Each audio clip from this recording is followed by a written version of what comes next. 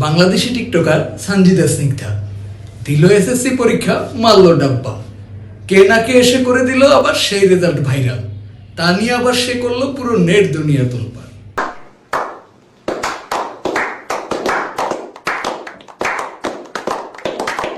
আগেই বলে রাখি, এটা কোনো রোস্ট ভিডিও না।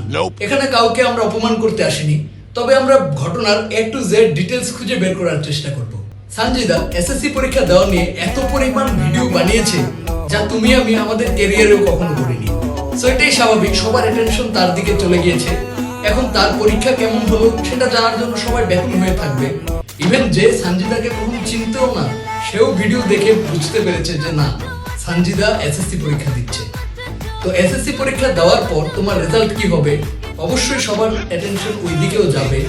এত ঢাক ঢোল পিটিয়ে পরীক্ষা দিলে রেজাল্ট তো সবাই জানতে চাবেই। এখন কে না কে তোমার রেজাল্ট ভাইরাল করে দিল, তা নিয়ে তাকে হাইকোর্ট দেখানোর তো আমি কোনো মানে খুঁজে পাচ্ছি না। আপনার এত মাথা ব্যথা কিসের? মানে কিছু মানুষ মাথা ব্যথা এত কিসের? আর কিছু মেয়ে, একটা মেয়ে, যে মেয়েটা আমার রেজাল্টটা পাবলিক করছে, সে মেয়ে তো মানে আমার পিছে পড়ে থাকে। ওয়াও ম্যান, তোমার জন্য আমার তালি দেওয়া উচিত যে তুমি আমার এত বড় ভক্ত যে তুমি আমার রেজাল্টটা পর্যন্ত বের করে কি করছো, 2টা লাইক ফলোয়ার্স পাওয়ার জন্য কি পাবলিক করে দিছো। নাইস। আমি এমনি তো আজকে বলে দিতাম, যেহেতু আমি একটা শর্ট ভিডিও করছি, সঞ্জিদা তোমার রেজাল্ট কি সবাইকে বলো, তখনই বলতাম। বা তারপরে ভাবলাম যে আসলে দেখি মানুষ কি বলে, ঠিক আছে? কারণ আমার মেয়ে লাইভে এসে সে কি নিয়ে যে নিজেকে ডিফেন্স করার চেষ্টা করলো তা আমার বোধগম্য হলো না। তবে তার মায়ের একটা বিষয় খুবই ভালো লেগেছে, ছেলে মেয়ে রেজাল্ট ভালো করুক খারাপ করুক সবসময় তাদের পাশে থাকা উচিত, যেমন সঞ্জিদার মা থেকেছেন।